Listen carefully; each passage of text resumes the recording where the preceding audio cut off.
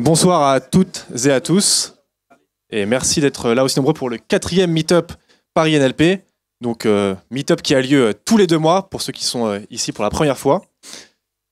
Du coup, tout d'abord, merci beaucoup à 42 qui nous héberge. Du coup, qui dans la salle est élève à 42, juste pour avoir une petite idée? Ok, une bonne partie. Donc juste un petit mot sur les organisateurs. Donc moi, je suis Antoine Ducéo, cofondateur de Doctrine. Il y a Jean-Marc qui n'est pas ici, de Proxem. Amine, qui devrait arriver incessamment sous peu, de MFG Labs. Et donc Thomas de Proxem également. Et ancien speaker du dernier Meetup. Donc bon, si vous voulez tweeter ou partager sur les réseaux sociaux, le hashtag c'est ParisNLP. On a un compte Twitter ParisNLP. Vous avez toutes les infos sur le Meetup, les speakers. Et vous pourrez aussi retrouver donc, les vidéos de l'event, ainsi que les slides et les vidéos des events derniers. Et pareil sur le blog nlp.paris, l'URL la plus courte du monde. Donc, ce soir, on a 3 speakers de renom. Donc, tout d'abord, Paul Renvoisé, qui est aussi de la Mafia 42. Puis Christophe Zelleros, donc 2 speakers qui vont nous présenter ce qu'ils ont fait sur le dataset Quora de questions. Et enfin, François de Proxem, qui parlera de tous les défis Deep Learning au sein de Proxem. Donc sans plus attendre, je laisse Paul pour sa presse. Vous pouvez applaudir. Pas encore. Par contre, merci pour la photo, elle a 4 ans. Du coup, j'ai pas mal changé. Ah, c'est pas moi qui fais le... Non.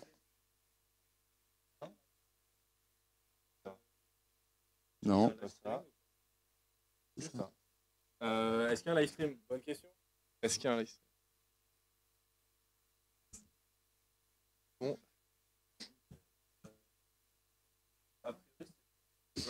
Alors je vais vérifier auprès de l'école s'il y a un live stream. Et je reviens.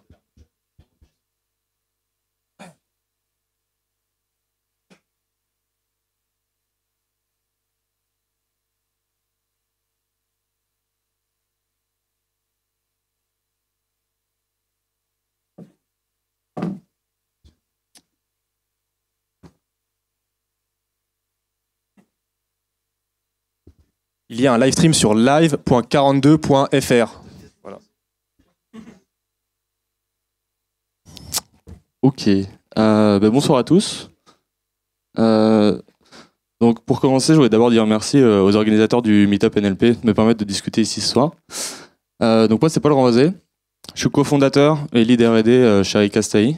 Donc avant Recast, je suis passé à 42. Moi aussi, j'étais assis à votre place pour regarder des confs. Et aujourd'hui, mon gros rôle chez Recast, c'est en gros de leader une équipe d'ingénieurs et data scientists pour travailler sur les problématiques actuelles des bots et de réfléchir et d'implémenter des nouvelles solutions, des nouveaux algos, des nouvelles technologies pour les incorporer dans l'écosystème des bots. Et donc du coup, aujourd'hui, je vais vous parler de text clustering, donc un sujet qu'on a abordé les dernières semaines. Mais avant ça, je vais parler un peu de Recast pour mettre un peu de contexte sur pourquoi est-ce qu'on s'est mis à creuser le text clustering et surtout le clustering de phrases. Alors, Recast, c'est une plateforme collaborative de création de bots. Et d'un point de vue NLP, on propose tout un pipeline de justement compréhension et de gestion de conversation pour pouvoir automatiser des interactions textuelles et même vocales. Donc par exemple, si on prend la phrase « Oh, bon, bah tant pis, il n'y aura pas d'animation. » Donc ouais, si on prend la phrase « J'aimerais manger des sushis ce soir », concrètement, on va être capable de détecter des informations qui vont être intéressantes pour pouvoir automatiser ce processing. Dans un deuxième temps, on va pouvoir vous enrichir ces informations pour que vous, en tant que développeur, en tant qu'utilisateur de Recast, vous puissiez simplement traiter des phrases, des informations plutôt non structurées. Dans un troisième temps, on va aussi détecter des intentions, donc typiquement classifier des phrases dans des classes prédéfinies. Donc on est sur de la classif de texte pur et dur. Et une fois qu'on a ces informations-là, on est capable de construire un contexte qui va se dérouler sur toute la conversation pour définir quelle va être la prochaine réponse qu'on va avoir besoin de donner. Alors on a fait plein de trucs pour que ça soit simple à utiliser. On détecte une trentaine d'entités de base, on gère des petits datasets, mais reste le problème que si vous voulez utiliser Recast pour votre use case client ou votre use case perso, on va avoir besoin d'un dataset pour détecter des entités spécifiques à votre cas. On va aussi avoir besoin d'un dataset pour détecter les intentions que vos utilisateurs peuvent exprimer. On va avoir aussi besoin d'exemples pour gérer la conversation, pour modéliser, ok, une fois que j'ai ces informations-là, à tel instant, je passe à l'étape suivante, qui est celle-là, etc. Et enfin, potentiellement, on aura besoin d'informations et d'expressions, de phrases, on va dire, pour pouvoir répondre à vos utilisateurs et exprimer, ok, bah, dans ce cas-là, voilà l'information qu'il me faut. Je parle un peu vite d'ailleurs. Et donc du coup, partie de ce constat, du constat que sur 4 étapes sur 5, on avait besoin d'informations et potentiellement de beaucoup d'informations, on a réfléchi à des solutions pour faire décaler en gros toute la charge de travail de votre côté vers nous. Donc la première idée qu'on a eue, c'était très bien, on part d'exemples de phrases, on en génère qui ressemblent, qu'on est capable de considérer comme ayant le même sens. Et à partir de là, c'est beaucoup plus simple de créer un dataset. Et ce dont je vais parler ce soir, et du coup la deuxième idée qu'on a eue, c'est très bien, pas besoin de classifier vos informations, pas besoin de nous dire que la phrase 1 correspond à l'intent A, à l'intention l'intention véhiculée par l'expression. Donnez-nous toutes vos phrases, et nous, automatiquement, on va pouvoir les classifier, enfin les clusteriser plutôt, et définir des intentions à partir de ça. Ok. Mais concrètement, qu'est-ce que c'est que le clustering ? Donc dans mon talk, je vais présenter les grandes lignes d'un pipeline de clustering. D'abord, je vais définir qu'est-ce que c'est que le clustering, pardon. Et quels sont en gros les prérequis qu'on va avoir pour en faire. Ensuite, je vais parler aussi de pré-processing, puisqu'on est sur du texte, on va avoir potentiellement du bruit, on va avoir des choses à faire. Aussi, je vais parler de vectorisation, pour pouvoir transformer nos données dans des choses qu'on peut manipuler. Et dans un dernier temps, je parlerai aussi de visualisation.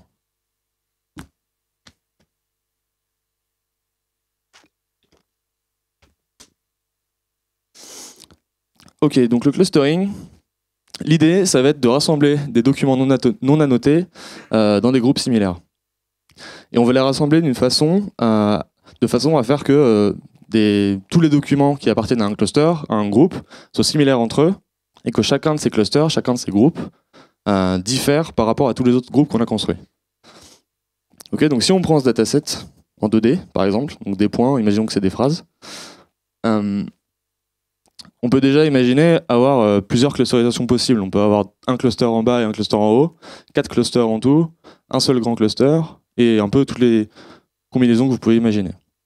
Donc en fait, on peut imaginer le clustering de texte ou de phrases comme étant de la classification, mais non supervisée.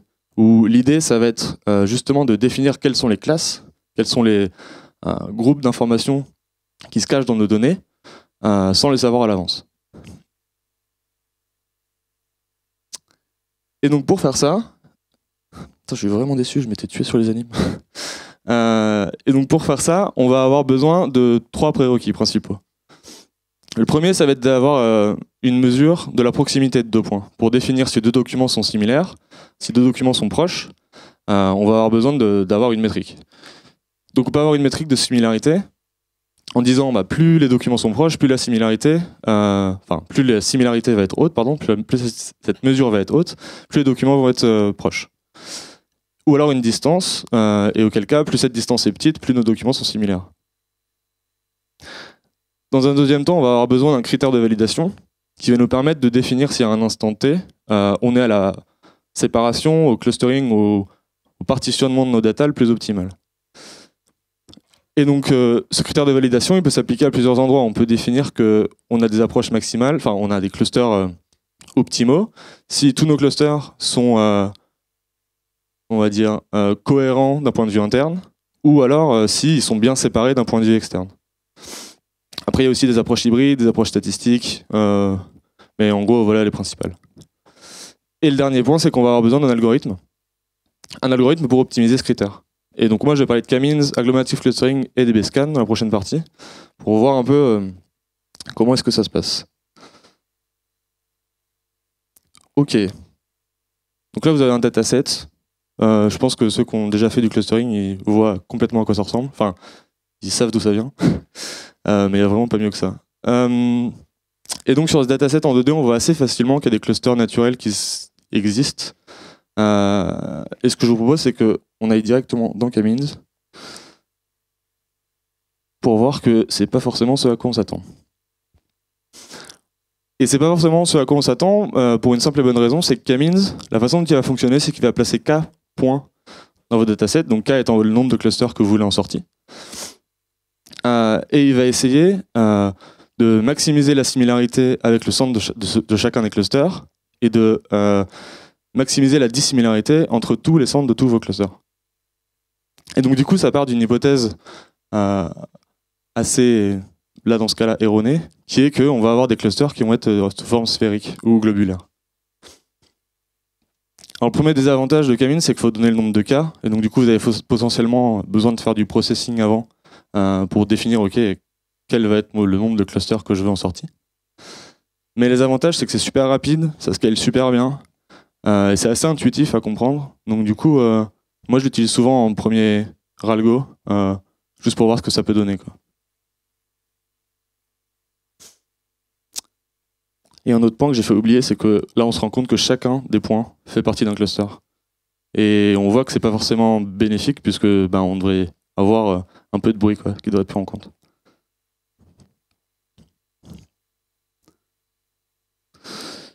Next, agglomerative clustering. C'est une approche qui va se baser, qu'on appelle hiérarchique. En gros, ça va commencer par définir un point par cluster. Et ensuite, le but, ça va être de l'émerger pour arriver à un seul grand cluster. Et donc du coup, ce qui va se passer, c'est que ça va construire un arbre de toutes les possibilités possibles, tous les clusters qui vont se merger, qui vont se séparer, etc. Et donc ça permet d'avoir une visualisation qui peut être assez logique. Vous vous retrouvez avec un arbre que vous pouvez définir. Et l'avantage de ça, c'est que vous n'avez pas besoin de donner de K, donc pas besoin de donner le nombre de clusters que vous voulez en sortie. Sauf que vous allez quand même devoir définir à quel endroit il faut couper votre arbre pour avoir votre nombre de clusters finaux. Et donc on voit que comme pour le K-means, c'est pas forcément exactement ce qu'on a, mais par contre ici ça suit pas mal la donnée. Et le deuxième désavantage, c'est que chaque point fait partie d'un cluster. Et ensuite ça peut être pas mal lourd parce que faut construire cet arbre en fait. Next, c'est DBScan. DBScan, je l'aime beaucoup parce qu'il part de l'intuition que nos clusters vont être des zones denses entourées de zones moins denses. Et donc du coup, pour ça, on va avoir besoin de définir quelle va être la densité d'une zone. Et concrètement, ce qu'il va faire, c'est qu'autour de chaque point, il va dessiner un cercle, si on reste en 2D, et il va compter le nombre de points qui apparaissent à l'intérieur. Et derrière, après, son but, ça va être de trouver des zones continues de denses pour les merger entre elles. Donc ça s'apparente un peu à du agglomerative clustering ou du clustering hiérarchique. Mais vu qu'on a cette détection de zone dense juste avant, on voit que tous les points noirs là, ils appartiennent à aucun cluster. Et donc ça c'est plutôt un avantage. Vous n'avez pas besoin de donner de cas, donc ça va plutôt suivre un peu vos données. Bon là on voit qu'il se fail là aussi. Et par contre, le paramètre tuning et définir quelle va être la bonne densité, quelle va être la bonne distance entre deux points à merger, etc. Ça peut être un peu chiant. Ok, donc on a vu 3 algos, K-means, partitionnement. Tous nos points font partie d'un cluster. C'est cool si on veut faire du clustering sur des news, par exemple. Chaque news a un sujet, ou sur des papiers scientifiques ou autre chose. Agglomerative clustering, c'est bien si on sait qu'il y a une information hiérarchique à retenir de notre data. Et DBScan, si vous avez des données bruitées, c'est pas mal. C'est assez chiant de trouver votre bonne densité. Mais voilà, 3 approches assez différentes. Ok. Un truc dont je veux parler, c'est un truc spécifique. Oh, je suis désolé. C'est un truc assez spécifique au clustering de texte. C'est l'opposition thématique versus sémantique. Là où le thématique va chercher à regrouper des phrases ou des documents ou des paragraphes par thème. Donc, par exemple, on aura un truc sur ce qui est relatif au mot de passe et ce qui est relatif aux identifiants. Le clustering sémantique, lui, va s'intéresser au sens, à qu'est-ce qui est véhiculé quand on lit ce document. Et donc du coup, potentiellement, on aurait plus des clusters c'est très schématique, hein, sur modification d'informations et la perte d'informations.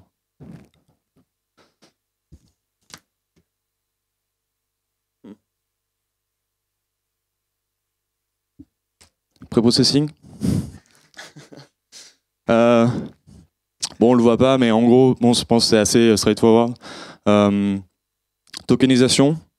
L'idée, c'est de pouvoir travailler juste avec des mots. Ensuite, lemmatisation ou stemming pour enlever un peu toutes les inflexions, cleaner votre donnée, se retrouver avec des choses un peu plus, un peu plus processables. Et derrière, peut-être enlever les stop words. Après, si on est sur des phrases, pas forcément les enlever parce que ça peut véhiculer vachement d'informations. Mais voilà, c'est super compréhensible, je pense.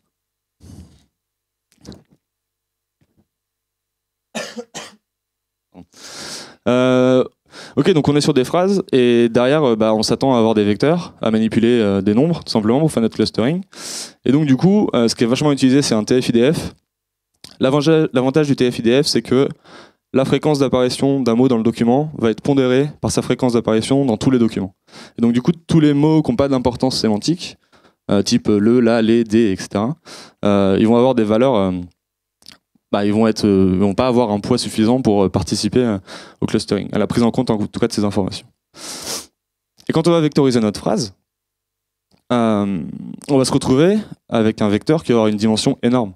Parce que si on clusterise, je sais pas, 30 000 documents, on aura potentiellement un vocabulaire de 5 000 mots différents. Et donc on se retrouve dans une dimension de 5 000. Et donc ça peut être problématique. L'autre problème, c'est que ça va ignorer l'ordre des mots, parce qu'on se retrouve dans une construction en bag of words. Et sur des phrases courtes, ça peut être important de garder ces informations-là. Et enfin, c'est sparse, puisque votre vecteur qui représente votre phrase, il va faire la tête de votre vocabulaire. Et là où vous aurez des informations, c'est sur les mots qui apparaissent dans votre phrase. Et donc du coup, on se retrouve à zéro. Alors pour contrer ça, il y a des approches. Par exemple, on peut utiliser des vecteurs de mots, des word embeddings, faire juste un average, et ça vous donne à peu près ce qui se dit dans la phrase. Donc additionnez chacun des vecteurs de mots de votre phrase, et en sortie, vous avez un vecteur de phrase un peu plus dense, en dimension un peu plus basse, mais qui toujours va pas avoir l'ordre des mots. Et pour contrer ça, le manque d'ordre dans les mots, dans notre représentation, il y a les paragraphes vectors, qui sont un peu une surcouche de word2vec ou des vecteurs de mots. Et ce qui va se passer, c'est que là où les vecteurs de mots vont apprendre à prédire un mot étant donné son contexte, on va rajouter un vecteur de paragraphe qui va contenir toutes les informations qui nous manquent pour prédire ce mot-là. Et donc l'avantage, c'est que on se retrouve toujours avec une représentation dense. Donc pour faire le calcul, c'est plutôt cool. On a des dimensions un peu plus basses. On ne se retrouve pas à avoir nos vecteurs de 5000. Et on va prendre en compte l'ordre des mots.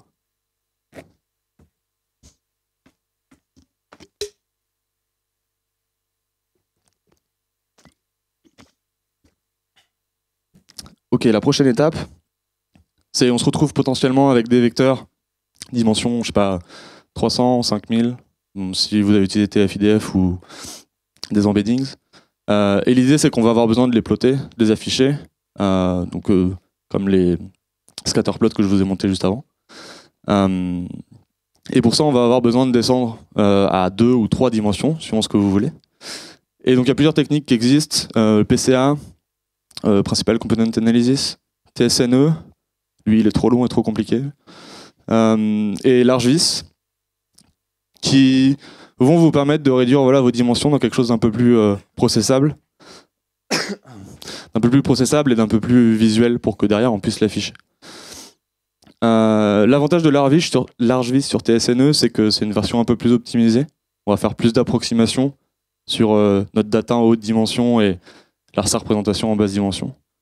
Et TSNE, c'est énormément utilisé, du coup, c'est un peu valeur sûre, quoi. Un peu un K-means sur la réduction de dimensions. Mais du coup, pourquoi réduire les dimensions ? Déjà, pour plotter les datas, voir qu'est-ce qui se passe dedans. Et aussi parce que trop de dimensions tue la dimension. Si vous retrouvez à manipuler des vecteurs de dimension 5000, vous aurez énormément de calculs à faire. Et à un moment, plus il y a de dimensions, plus il faut de données pour représenter toutes ces informations-là. Et donc, plus il faut de données, plus il y aura de dimensions, etc., etc. Bon, je vais aller assez vite. Je pense que Matplotlib, vous connaissez peut-être tous, pour afficher vos datas. L'API est complète, mais complexe. Donc du coup, on peut rajouter des surcouches type Seaborn ou ggplot qui vous font quelque chose d'un peu plus beau et d'un peu plus simple à utiliser. Bokeh, qui va vous l'afficher directement dans le navigateur. Et du coup, vous allez pouvoir profiter du JS, avoir plein d'informations en plus. Par exemple, si vous passez votre souris sur votre point, vous pourrez voir ce qu'il y a dedans. Donc c'est plutôt cool. Et le dernier, Projector de TensorFlow. C'est plus une GUI online. Ça vous permet de charger vos représentations vectorielles en TSV sur le site. Et derrière, logiquement, il pourrait s'occuper de soit faire runner le TSNE ou le PCA pour réduire votre dimension à quelque chose de visible et vous l'affichez. Ça, c'est plutôt stylé. Après, il y a aussi des représentations en graphe, des représentations streamées avec le dernier truc de Facebook qui est sorti, Wisdom. Mais ça, c'est un peu les principales. Ok, donc on a vu, on load de la data, on la pré-process, bon ça on l'a pas vu, mais on peut potentiellement l'analyser, faire un histogramme de quels sont les mots qui apparaissent le plus, ceux qui apparaissent le moins, quels sont les mots qui ont le plus d'inflexion, etc. Derrière, on va vectoriser nos datasets, la réduire et l'afficher pour pouvoir faire un peu d'analyse. Quels sont les clusters naturels que je peux déjà voir. Derrière, on va pouvoir... Oh, j'ai raté ça. On va pouvoir clusteriser nos data, avoir nos clusters en sortie, et derrière, on peut les réduire et les afficher pour vérifier, ok, est-ce que ce que j'ai en sortie, c'est ce à quoi je m'attends. Ok, concrètement, le clustering, chez iCast, on l'utilise pour 3 cas, mais un peu plus en réalité. Le premier, comme je vous disais, c'est classer. On reçoit des datas, on est capable de créer des intents à partir de ça. Du coup, de créer un agent qui va savoir de quoi il doit parler. Deuxième point, c'est explorer nos données. On manipule beaucoup de choses tous les jours. Et c'est important de savoir qu'est-ce qui se trouve dans iCast, quelles sont les informations, de quoi parlent les gens, en fait. Et le dernier, c'est suggérer. On va être capable d'extrapoler des informations et de suggérer des changements à quelqu'un qui est sur notre plateforme, proposer une évolution sur son travail. Après, il y en a plein d'autres dans d'autres cas. Concrètement, nous, c'est ce qu'on a. Et voilà. Merci à vous. Juste un dernier truc, on recrute. Donc si vous êtes data scientist, développeur ou quoi, et que vous arrivez à nous convaincre qu'on a besoin de vous, alors c'est potentiellement qu'on a besoin de vous. Merci.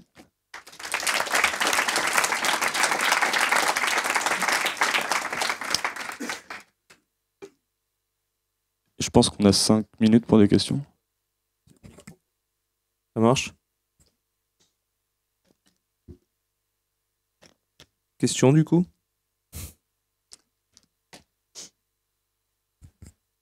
Merci beaucoup pour la presse. Ma question, c'est au niveau des vecteurs de paragraphes.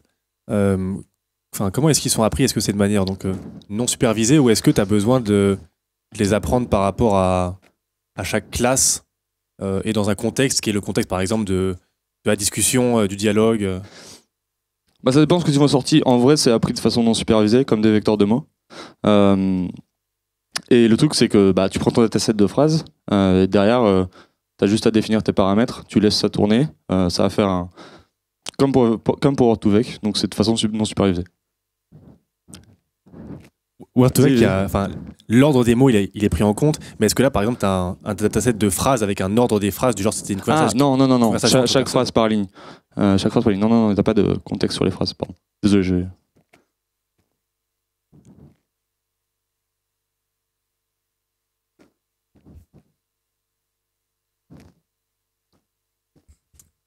Bonsoir, merci pour la presse. Rien. Tu nous as dit que tu faisais des bots. Ouais. Et on n'a pas du tout, pas beaucoup parlé sur la présentation. Non. Tu peux en parler un peu Oui. Dis-moi, qu'est-ce qui te vient à l'esprit? Comment tu fais qu'est-ce qui se passe derrière? Ouais, si on revient au début. Là. En gros, on propose ça d'un point de vue NLP. L'idée, c'est que, comme je disais, le but d'un bot, ça va être d'automatiser une tâche de texte, de traitement de texte. Et donc, les choses qu'on va faire, ça va être de détecter des informations, des entités, pour pouvoir automatiser cette tâche. Par exemple, si là, dans le but, c'est j'aimerais manger des sushis ce soir, l'information qui va nous manquer, ça va être où est-ce que tu vas en manger. Et donc, du coup, on va avoir tout ce pipeline-là qui nous permet d'enrichir des informations pour avoir une date sous un format un peu plus utilisable en code. Détecter l'intention, quelle est l'actuelle intention de l'utilisateur. Et après, driver la conversation pour un but final, quoi. Ça va?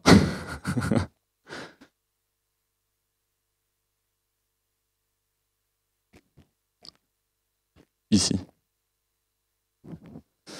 Non, qu'est-ce que je raconte? Ici, pardon. J'avais la phrase, mais ici. Justement, créer ces intentions-là. Ou en proposer d'autres par rapport à des logs de conversation qu'on va recevoir. Ça sert à trouver la réponse, c'est ça? Non. C'est ça, à trouver la question. L'idée, c'est de partir d'un dataset complètement... une liste de phrases qui ne sont pas annotées. On ne dit pas cette phrase-là veut dire ça. Okay, du coup, ça veut dire que ma phrase n'était pas... Et donc l'idée, ça va être justement de détecter quels sont les groupes de phrases qui sont ensemble, qui se ressemblent sémantiquement, qui veulent dire la même chose, pour qu'en finalité, on puisse assigner un label à ces groupes de phrases-là. D'accord. Mais si vous retenez que les lemmes et que vous enlevez un peu tout, comment vous faites la différence avec j'aimerais ne pas manger des sushis? C'est le contraire, en fait. C'est le contraire. C'est ce que je disais. On va garder les lemmes, mais par contre, les stop words et tous ces trucs-là, on va les garder. Après, le truc, c'est qu'il y a plusieurs techniques pour faire ça. Forcément, il y a du refinement derrière. On va créer des clusters. C'est la négation sur le verbe manger, là. Oui, c'est ça. Mais potentiellement, on se retrouve avec un cluster qui mettrait je veux manger des sushis et je ne veux pas manger des sushis ensemble. Mais derrière, on a du refinement à faire, de la vérification. C'est pas from zero to perfect. Et comment sait-on ce qui manque? Pardon? Comment est-ce qu'on sait ce qui manque dans la première phrase, par exemple? Est-ce qu'on a modélisé un peu ou pas du tout? Est-ce qu'on a modélisé les... Je comprends pas la question. J'aimerais manger des sushis quand ce soir il manque et ça justement ça va être la modélisation par l'utilisateur. Ça va être là où on va avoir besoin d'exemples. On va avoir besoin d'exemples pour nous expliquer ok, voilà dans quel sens je dois aller, voilà quelles informations je dois avoir à cet moment-là de la conversation. Et c'est acquis à partir de quoi? Par réflexion, pour faire des frames, pour faire vraiment... C'est ça, typiquement c'est ça. Oui. Ouais. Ouais, d'accord. Mais...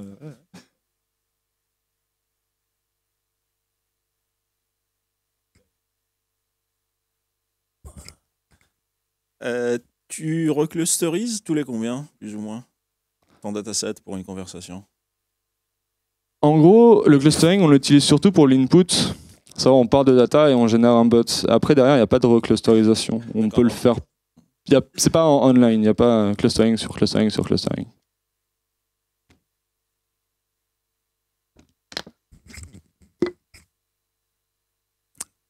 Oui, bonsoir. Bravo pour la presse. Même un non technique arrive à la comprendre. Moi, j'ai une question plus générale sur quand vous avez fondé Recast. Oui. C'était quoi votre idée dans l'écosystème où on a du WeTI, du Louis, des gros acteurs? Quel est votre secret sauce à vous? Comment vous différenciez? Et comment vous juste pour finir, pardon, comment vous arrivez à convaincre des éditeurs de bots de travailler avec vous plutôt que les autres? Alors, la jeunesse de Recast, WeTI avait été racheté depuis 6 mois par Facebook et ne bougeait plus du tout. Donc du coup, clairement, pour nous, à ce moment-là, c'était un peu en dehors. Louis n'existait pas encore. En tout cas, n'était pas encore release. Le bot framework de Microsoft n'existait pas encore. API.i tournait un peu au ralenti comme ils sont actuellement. Et l'idée de Recast, c'était de justement mettre un nouveau, pas challenger, mais une nouvelle approche plus simple pour des utilisateurs qui n'ont pas besoin de connaître le NLP et arriver à un résultat assez rapidement. C'est quelque chose qu'on a énormément au cœur, c'est un go-to-market. Partir d'une idée, arriver à un résultat super vite. Donc ça, c'est le premier argument pour lequel les gens pourraient nous préfèrent. Pourraient nous préférer. Le deuxième truc, c'est qu'on détecte des entités déjà de base. On a des approches différentes sur des problématiques type la gestion des langues. Là où chez WIT et API, vous allez avoir besoin de définir 2 bots, un par langue. Chez Recast, vous pouvez en avoir un seul qui va tout gérer. On va faire ça aussi via nos intégrations. On va utiliser des services de...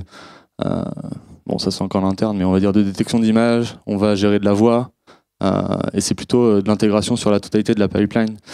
Et justement, demain, enfin le mois prochain, vous aurez via Recast toute l'intégration de je crée mon bot, je le connecte à mes channels par lesquels les messages vont transiter, je le déploie, je le monitore et je l'entraîne et il évolue. Donc voilà, principalement c'est ça. Ce que ne font pas les autres, où on va avoir Wit qui va s'occuper de tel truc, je sais pas, Smooch qui va s'occuper de la connexion, monitoring qui vont être fait par Bot Analytics, etc., etc. Merci beaucoup, Paul. On va passer à la seconde presse. Désolé. Ah oui, il y a plein de questions sinon.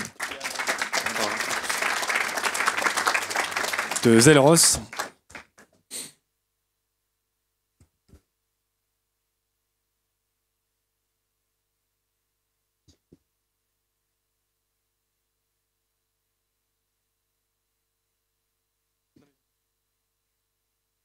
Il marche ?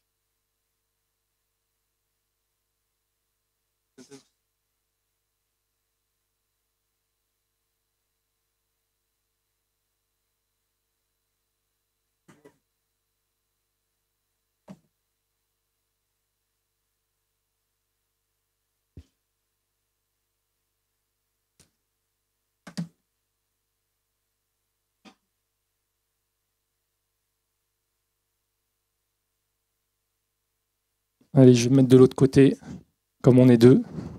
Donc bonjour à tous. Je suis Christophe, donc le cofondateur de Zelros. Je suis accompagné de Mathieu. On va vous présenter donc nos travaux de NLP. Alors, je pensais pas qu'il y aurait effectivement une Recast qui parlera avant nous. Donc, ça a été une bonne introduction. Donc, je pense que vous êtes dans le bain. Alors, nous, chez Zelros, ce qu'on fait, donc on développe une plateforme pour entreprises qui permet aux collaborateurs en fait de transformer leurs données d'entreprise, typiquement des fichiers Excel, en conversation sous forme d'assistant conversationnel. Donc l'avantage, c'est que ça permet d'accéder plus rapidement à la donnée en langage naturel. Donc par exemple, pour un directeur financier, il va pouvoir demander où il en est de ses ventes, par exemple, plutôt que d'aller dans un dashboard ou dans un reporting au fin fond de ses emails. Et en plus, l'assistant conversationnel va pouvoir proposer des recommandations, donc par exemple avec des systèmes de scoring, pour indiquer quel client rappeler en priorité, quelle facture est à risque de non-paiement, etc. Donc ça donne un état des lieux, une recommandation, et ensuite on peut actionner des choses. Bon, ça c'est notre challenge, donc c'est assez ambitieux. La plateforme, donc, elle se compose de connecteurs vers les données d'entreprise, de systèmes de machine learning pour faire les prédictions ou les prescriptions, de systèmes de dialogue. Donc on va y venir, c'est sur cette brique-là qu'on va mettre le focus aujourd'hui. Et puis ensuite, une partie aussi apprentissage et amélioration continue du système. Alors, plus spécifiquement, donc ça fait appel à plein de technos, notre solution. Plus spécifiquement, là, on va aborder la partie NLP, alors même plus exactement NLU. Donc on est plus vraiment dans la partie compréhension du langage, compréhension de texte, et plus spécifiquement donc sur des paradigmes de type chatbot, tel qu'on vient de les voir. Donc le principe, c'est que on va, à partir de l'expression d'un utilisateur, essayer de retrouver parmi une liste prédéfinie d'intentions, ces fameuses intents dont Paul nous a parlé, de laquelle il s'agit. Donc c'est des systèmes dits retrieval-based. C'est ce qui aujourd'hui fonctionne bien pour simuler un dialogue avec un assistant conversationnel.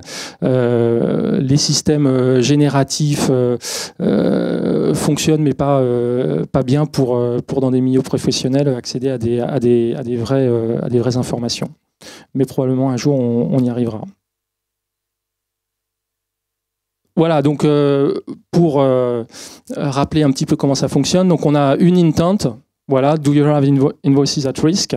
Et le but du jeu, ça va être de comprendre cette intention et de répondre. Alors, soit on répond bien, donc là c'est le cas. Voilà, oui, tu as une facture à risque qui est celle-là. Soit on a le droit. Alors ça, on n'a pas le droit. Ça, c'est le pire cas. Soit on n'a pas compris la question, ou en fait, on pense avoir compris, donc on répond à côté. Hein. Donc ça, c'est en termes de user experience, c'est horrible. Ou soit pour la même question. Voilà, on avoue qu'on n'a pas compris, qu'on ne sait pas encore répondre à cette question. Et là, on dit à l'utilisateur, écoute, pour l'instant, je ne sais pas. Peut-être que demain, je saurai si mon papa m'apprend à le faire, mais aujourd'hui, je ne sais pas. Donc, il y a un peu différents niveaux. Et évidemment, l'objectif pour nous, c'est d'avoir un maximum de cas successful. Alors c'est assez amusant, on a fait un peu d'historique, ces systèmes de compréhension sur le paradigme intent. Ça fait assez longtemps que ça existe, on a retrouvé des papiers assez anciens, ça c'est un papier qui date depuis il y a 20 ans des laboratoires AT&T, et donc l'objectif c'était quand on appelait les renseignements téléphoniques, qu'on exprimait en langage naturel sa demande. Alors il y a un système assez complexe de transformation en speech, et là il y avait ensuite un calcul pour comprendre l'intention de l'utilisateur, et ensuite orienté vers la bonne personne. Et donc, alors évidemment, c'est utiliser des techniques pas du tout les mêmes qu'aujourd'hui, avec, vous voyez, des notions ici de fragments saillants, c'est-à-dire de mots-clés avec des systèmes de pondération par poids qui permettaient de comprendre que c'était telle ou telle intention qui était soumise. Donc voilà, ça date d'il y a 20 ans. Alors c'est un éternel recommencement parce que vous avez ici l'accélération là depuis 1 an ou 1 an et demi de ces paradigmes de bots. Donc on a effectivement cité les pionniers 8.ai qui étaient français d'ailleurs. Hein. Donc c'est une bonne fierté. Ils ont été rachetés par Facebook. Recast effectivement qui est arrivé. Et ensuite derrière toute une série API1.ai rachetés par Google, Lewis, Amazon, etc. Et récemment Snips qui a pivoté sur un SDK d'assistant conversationnel on-device, donc avec des propriétés de confidentialité, de privacy by design. Et Rasa également, Rasa.ai qui vient de commence à sortir un framework NLP pour bot open source. Alors nous, pourquoi est-ce qu'on le développe par nous-mêmes, ce framework? D'une part parce que c'est plus amusant à faire. En plus, ça permet de garantir à nos clients que leurs conversations partent pas de l'autre côté de l'Atlantique dès qu'ils écrivent quelque chose, ou en tout cas pas plus loin que là où ça part aujourd'hui. Donc le NLU est fait par nos soins dans la solution qu'ils ont achetée. Alors, on est très B2B, donc on a des vocabulaires assez spécifiques, financiers, construction, avec beaucoup d'acronymes. Donc, on n'est pas trop dans la conversation pour acheter des pizzas ou réserver des billets de train. Donc, ça nous demande d'avoir une main assez fine là-dessus. Et enfin, ça nous permet de gérer notre roadmap comme on le veut. On a open sourcé quelque chose qui s'appelle Bunt Understanding Testbed. Le papa de Bunt est là, Benjamin, dans la salle, qui permet de benchmarker en fait différents systèmes de NLU. Donc je vous passe l'info, vous pourrez le trouver sur notre GitHub. Et donc on a des corpus, d'ailleurs on cherche à les améliorer, des corpus en différentes langues, avec des typos, sans typos, avec différents domaines métiers. Et ça permet de tracer ce genre de graphe pour stimuler les API NLU. Voilà, je laisse la main à Mathieu qui va vous donner un petit overview de ce qu'on fait pour améliorer ce NLU qui est une brique importante pour nous. Mathieu, à toi. Bonjour. Donc il y a plusieurs parties dans le NLU. Par exemple, il y a la détection d'identité. C'est quand on dit la phrase donc pour reprendre tout à l'heure, je mangerai des sushis ce soir. Détecter que ce soir, c'est bien la veille, et que sushi, c'est la nourriture. Et donc, il y a une autre partie qui est très importante, c'est savoir quel est le sens de la phrase, ce qu'on appelle l'intent. Est-ce que c'est un intent d'aller manger, ou est-ce que c'est un intent d'aller faire les courses? Donc du coup, souvent, ce qu'on fait, c'est qu'on définit les intents, et pour chaque intent, on définit différents exemples. Les exemples, on appelle ça des utérances. Donc, par exemple, on peut avoir l'intent name, et l'utérance, ça sera what is your name? Ou l'intent need, et what do you need? Donc ça, en fait, ça nous fait une base de données supervisée, avec d'un côté, on a les textes, et de l'autre, on a les labels qui sont multiclasses. Et donc, on peut faire du coup dessus, directement de la classification multiclasse. Donc, ce qui marche bien pour le texte traditionnellement, c'est les n-grammes. Et il se trouve que ça marche assez bien pour les bots. On peut tout simplement faire juste un petit n-gramme sur nos textes, entraîner sur nos utérances et nos intents, et avoir comme ça un bot qui va pouvoir détecter que si jamais vous lui dites j'ai faim, je veux manger des pâtes demain, il va reconnaître le mot manger et il va faire le lien avec je veux manger les sushis ce soir, qui était la phrase exemple. Ça marche. En pratique, ça marche. Sauf que si jamais on lui met maintenant j'ai faim ce soir, faim, il ne le connaît pas. Donc du coup, il ne pourra pas fonctionner avec des mots qui sont hors du vocabulaire. Il sera limité au vocabulaire de l'ensemble d'apprentissage.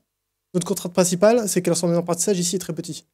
Parce qu'on ne veut pas passer 3 jours à mettre 50, 100, 200, 1000 exemples pour un seul intent. On va en mettre 3, 4 et que ce soit fini. Donc du coup, ce petit vocabulaire fait qu'on risque de tomber souvent sur des mots en dehors. Et la dernière difficulté, c'est qu'on n'a pas de détection de fallback. Si on fait la détection multiclasse, dans tous les cas, notre modèle, à la fin, va dire c'est 1, c'est 2, c'est 3 ou c'est 4. Il ne dira jamais, je ne sais pas. Donc, une deuxième type d'approche, c'est les approches avec Word2Vec. Donc, vous avez déjà une présentation tout à l'heure de Word2Vec. Et donc, du coup, avec Word2Vec, on peut créer donc, un vecteur qui représente toute la phrase. Donc, l'approche la plus simple, c'est tout simplement de prendre tous les mots de la phrase en Word2Vec, de les moyenner, et ça nous donne un vecteur de la phrase. Et après, on peut comme ça comparer 2 vecteurs de phrase, comme on compare 2 vecteurs Word2Vec, donc avec une similarité cosinus. Donc du coup, ça fait que si jamais 2 phrases sont identiques, elles auront une similarité cosinus de 1. Ça, en pratique, c'est assez compliqué. Ça marche pas très bien, parce que ça marche pas de moyenner vecteur Word2Vec. Mais pourtant, il y a quelque chose, c'est que Word2Vec, ça résout le problème des mots en dehors du vocabulaire, et ça, c'est quand même très important. Donc du coup, comment est-ce qu'on peut faire ? On peut faire un classifier donc, du coup, qui prend une fonction de distance. Donc là, on avait tout à l'heure la fonction Word2Vec, le moyenne Word2Vec des phrases. Après, on peut prendre du coup après un classifier, donc par exemple le plus proche voisin. Donc on dira que l'intent de la phrase, c'est l'intent de l'utérance la plus proche selon la moyenne Word2Vec. Et ça nous donne le meilleur intent. Et donc ça marche moyennement en pratique, mais ça gère le mot de vocabulaire, mais ça ne gère pas les fallbacks. Est-ce qu'on peut faire mieux ? Et donc là, la difficulté, en fait, c'est qu'on n'a pas de données. On n'a aucune donnée. Tout à l'heure, on a dit qu'on avait 4 phrases par intent, et on va dire 10 intents. Ça fait 40 phrases. C'est vraiment pas beaucoup. Donc, est-ce qu'on peut avoir des données ? Et après, avec ces données, est-ce qu'on peut apprendre la distance de fonction ? Est-ce qu'on peut prendre un meilleur algorithme ? Est-ce qu'on peut détecter les fallbacks ? Donc pour ça, on va voir maintenant qu'est-ce qu'il y a est-ce qu'on peut faire comme dataset tiers pour faire du transfer learning. Donc entraîner notre modèle sur une tâche sur laquelle on a plein de données, et après réutiliser notre modèle pour notre petite tâche spécifique en réutilisant du coup l'apprentissage qu'on a fait sur la grande tâche. Donc comme dataset, alors il y a dataset donc, par ordre historique QAQC, qui est un dataset de 15 000 questions. Et à chaque fois, on a le type d'intent en label. Est-ce que ça, c'est un intent où on demande l'abréviation, la description, l'entité, est-ce que c'est un humain, la location ou la valeur numérique ? Et à chaque fois, et après, on a 50 classes plus fines. Donc ça nous permet, par exemple, d'apprendre un premier modèle supervisé.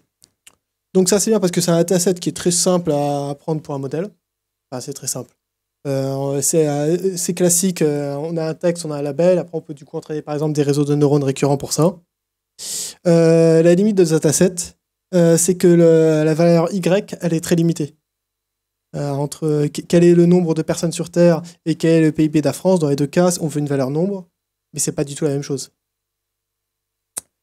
Donc il y a un deuxième dataset qui a été publié plus tard en 2014 de mémoire, c'est le SNLI. Et là, c'est pour dire, est-ce qu'une phrase contredit une autre, ou est-ce qu'une phrase précise une autre, ou est-ce que 2 phrases vont en avoir. Et donc, ce dataset de 5500 phrases, c'est la référence actuellement pour tout ce qui est Natural Language Understanding. Et donc, par contre, il y a une difficulté de ce dataset, c'est qu'on verra tout à l'heure, c'est qu'on a deux phrases ici. Donc comment est-ce qu'on fait pour comparer deux phrases? Là, on peut plus du coup juste utiliser, comme on faisait avant, les n-grammes. Parce qu'est-ce qu'on prend les n-phrases de la phrase 1, les n-grammes de la phrase 2, l'intersection de n-grammes? C'est pas évident. Et un dernier dataset qui était sorti en tout début d'année, c'est le dataset Cora. Et Cora, donc, donc vous connaissez tous Cora, c'est comme Stack Overflow, mais en général. Et donc Cora, ils ont un problème, c'est que des fois, on pose des questions qui ont déjà été posées. Par exemple, et si on pose des questions qui ont déjà été posées, bah, ça rajoute du bruit pour les lecteurs du site qui vont du coup revoir des questions qui sont déjà lues, et ça va aussi diluer le potentiel de réponse entre plein de questions. Donc ils veulent éviter ça au maximum.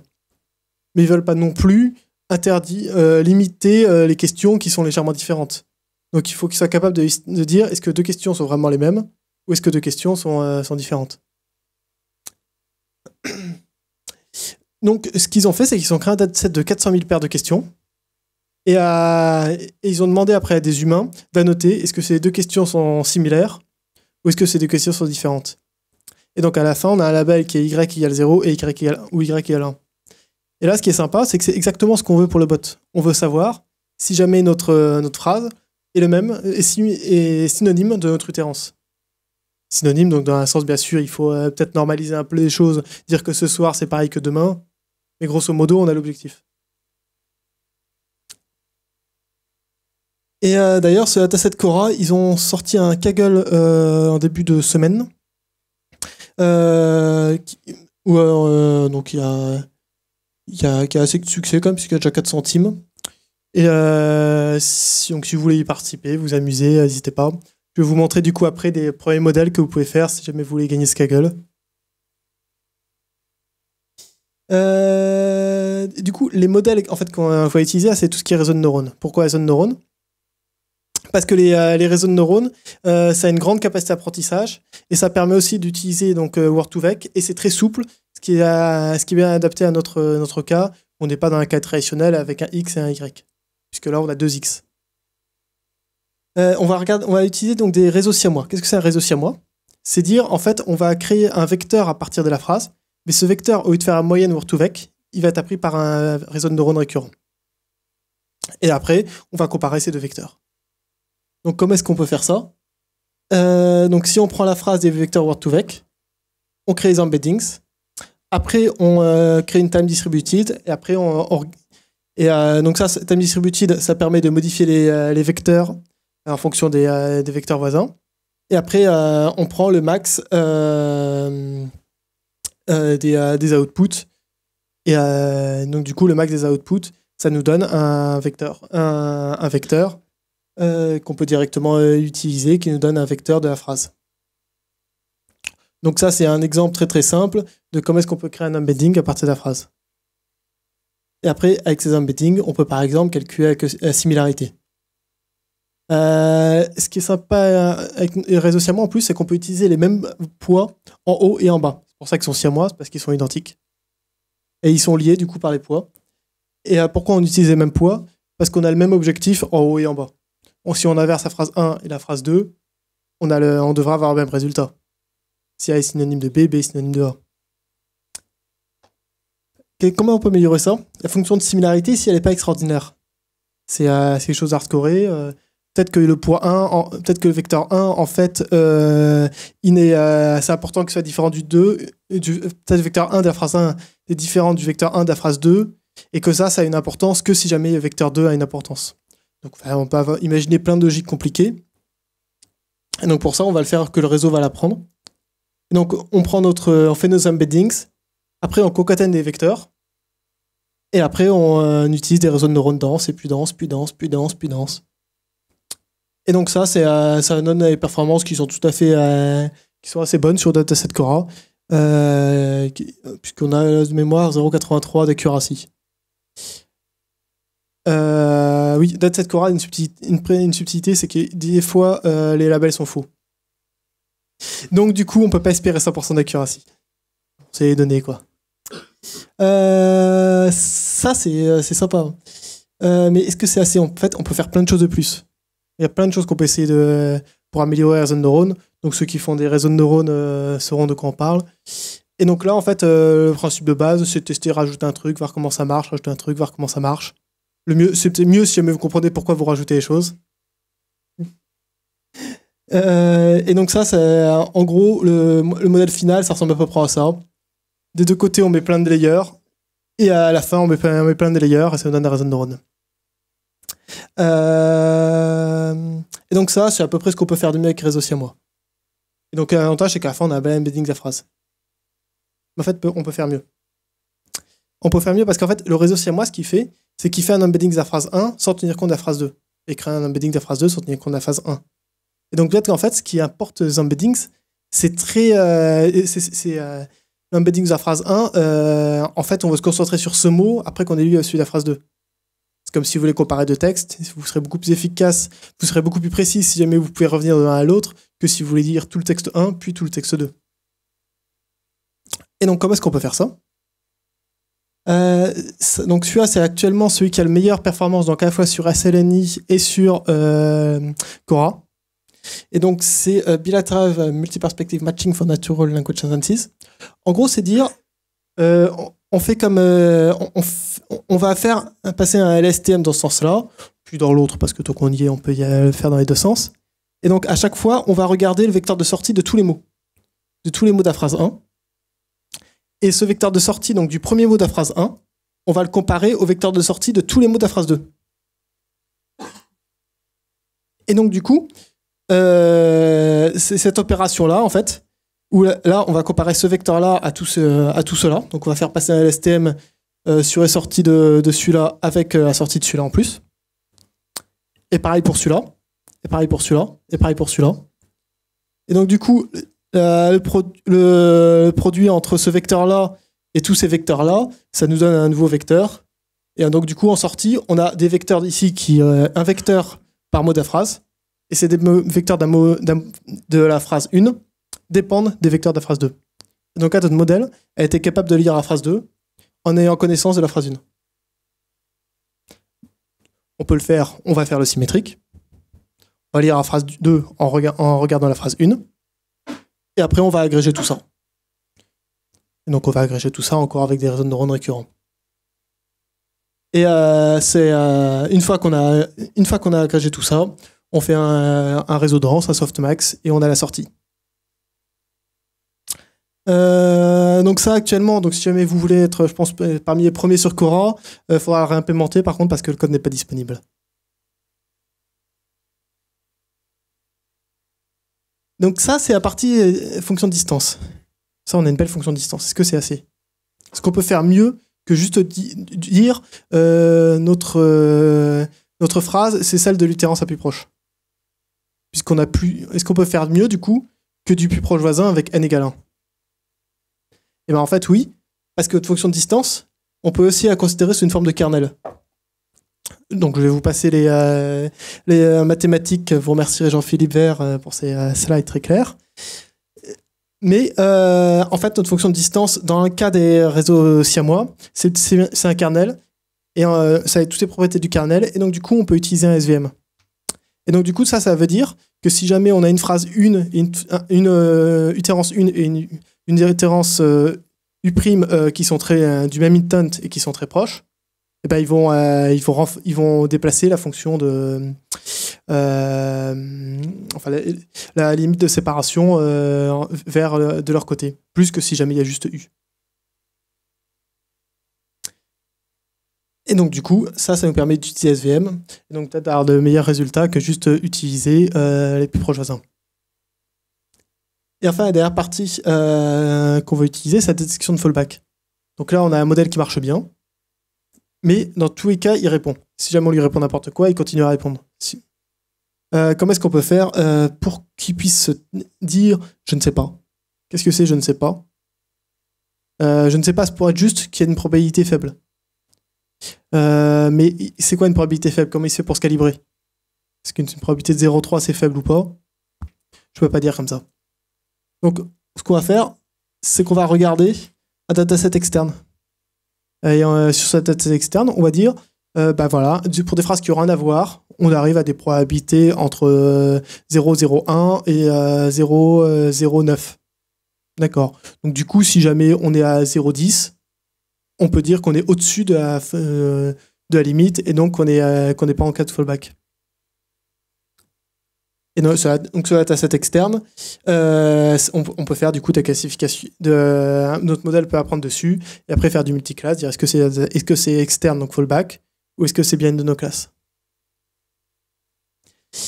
Et donc là, on a à la fois résolu le problème de fonction de distance, puisque maintenant elle est apprise. Elle n'est plus juste faire une moyenne des vecteurs word2vec. On a résolu le meilleur algorithme, puisqu'on a un algorithme qui permet de mieux profiter du nombre d'itérances qu'on a. Et on peut dire maintenant fallback quand on ne sait pas. Et donc ça nous permet de faire un moteur de bot qui comprend ce qu'on lui dit quand on lui apprend des itérances.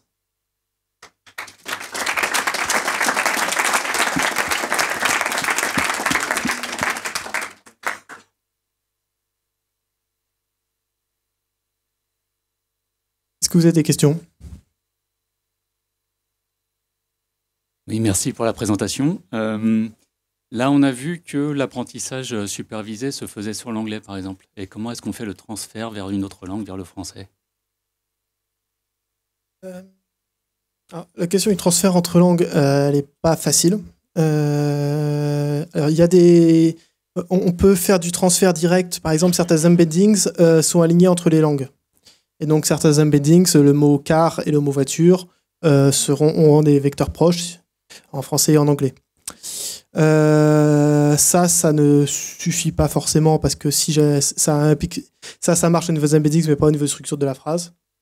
Donc, ça permet pas de résoudre tout à fait le problème. Donc, le mieux, c'est de récupérer dataset Cora, de le traduire à la main sur Google Translate.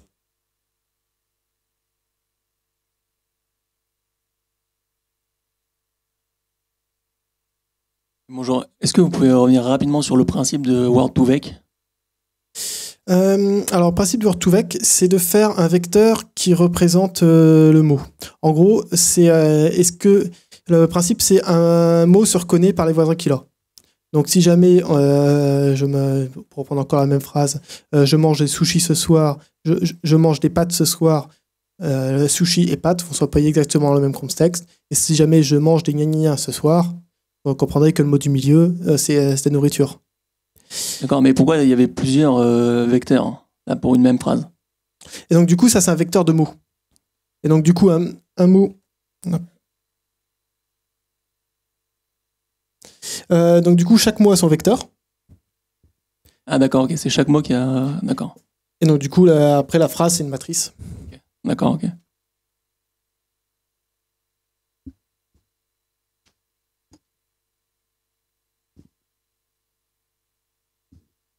Merci pour la présentation. J'aurais pu poser la question à Ricast aussi juste avant. Les intents, en fait, des fois, on se demande si c'est très adapté, très bien défini, etc. Donc ma question, c'est est-ce que vous arrivez à définir des intents un peu, on va dire, soit récupérer des jeux de données en anglais qui s'appliqueraient pour ce que vous faites pour vos clients, et même d'un client à l'autre, est-ce que c'est les mêmes intents ou est-ce qu'à chaque fois, il faut les réinventer, les raffiner parce qu'il y a un domaine particulier? Alors, je parle pour nos cas d'application qui sont très B2B, très spécifiques métiers. En général, chaque team a ses problématiques personnelles et donc va avoir ses propres intents. Donc, on a très peu de reuse d'intent d'un cas à l'autre pour nos applications.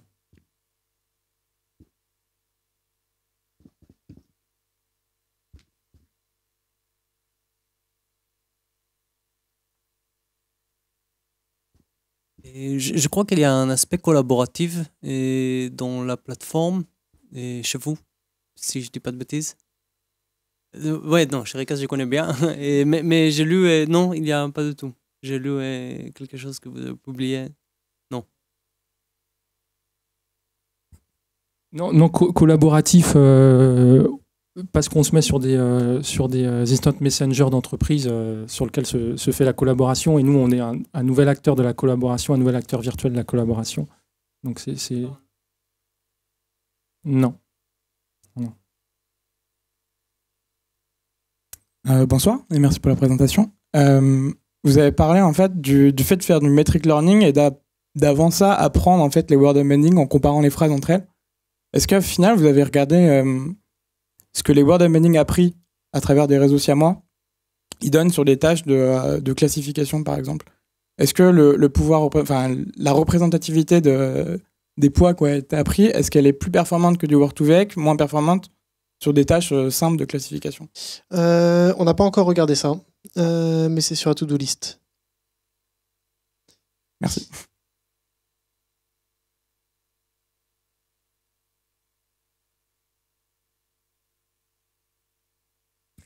Bonsoir. Moi, je me demandais si vous avez beaucoup parlé du fait de bien trouver l'intent. Une fois que vous avez le bon intent, est-ce que la réponse est forcément bonne ou est-ce que ça aussi, ça a posé des challenges? Donc, la réponse, dans notre cas, elle est prédéfinie par l'utilisateur. Donc, si ça peut être prédéfini de manière non paramétrique, donc du coup, quelles sont les factures non classées, il n'y a qu'une seule réponse possible, c'est de regarder ce qu'il y a les factures. Elle peut aussi être paramétrique. Qu'est-ce qu'il y a sur TF1 ce soir? TF1, ici, c'est le paramètre. Et donc, du coup, il faut voir, il faut comprendre que TF1, c'est bien une chaîne de télé. Donc ça, c'est la partie détection d'entité, qui est aussi une grosse partie, mais qu'on ne peut pas tout traiter ce soir.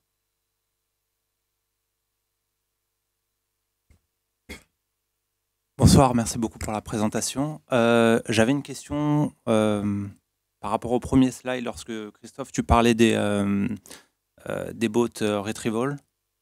Est-ce que c'est ce que vous faites à Zelros?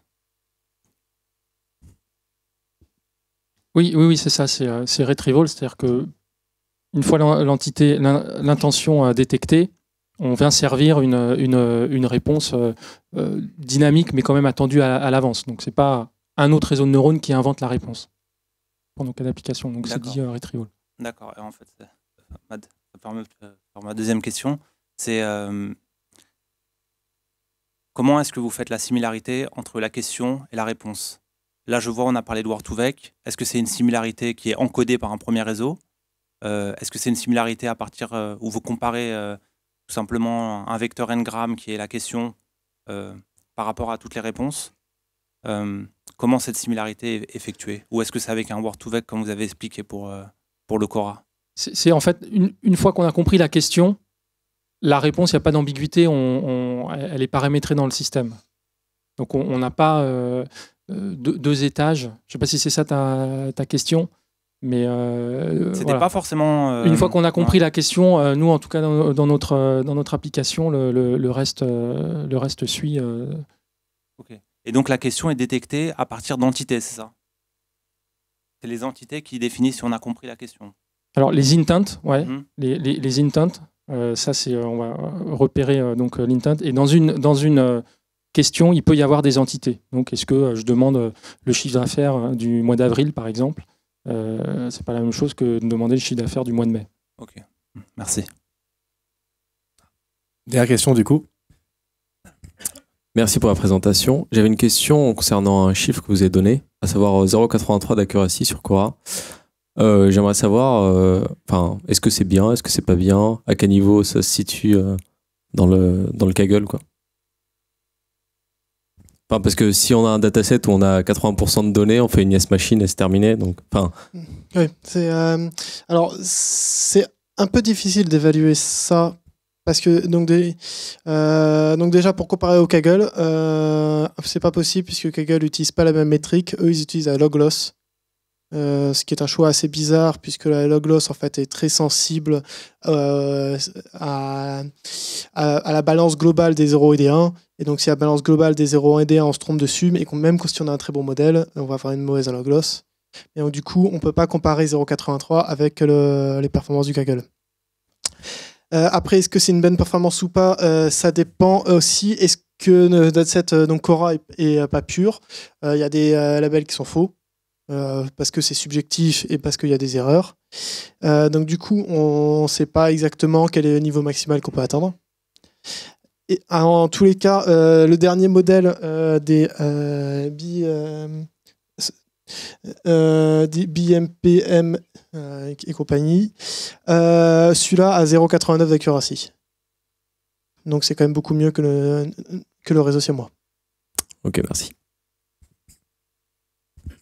Merci beaucoup à vous deux. Du coup, on va passer à la dernière presse de... Non, beaucoup de... À la dernière presse de François pour finir.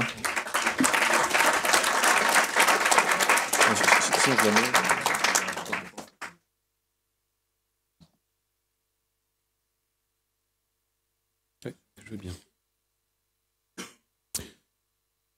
Bonsoir. Bah, écoutez, je suis content d'être aujourd'hui à l'école 42. Je suis informaticien. J'ai créé ma première société en sortant d'école et je l'ai montée à 25 personnes au bout de 12 ans et je l'ai revendue pour aller faire une thèse de linguistique théorique à Paris 7. Et depuis 10 ans, on développe des logiciels qui permettent de simplifier le traitement du langage. Et dans les meet-up NLP, on parle beaucoup de moteurs d'analyse. Aujourd'hui, ce que je vous propose, c'est de vous montrer ce qui se passe une fois qu'on a mis le moteur en dessous du capot, et plutôt de vous montrer la voiture. C'est-à-dire finalement quelque chose qui est utilisable par un non-data scientist, un non-informaticien. Et ça s'appelle le Proxem Software, et on vient de le sortir en bêta version. Et globalement, c'est un logiciel qui permet à un utilisateur métier d'enchaîner un certain nombre de tâches, de web mining, de text mining, de data mining, d'exploration des données pour, au final, répondre à un certain nombre de questions. Alors, imaginez que vous travaillez, mettons, chez Air Liquide, chez un industriel, vous êtes analyste, et vous vous posez des questions sur les usages nouveaux de l'oxygène.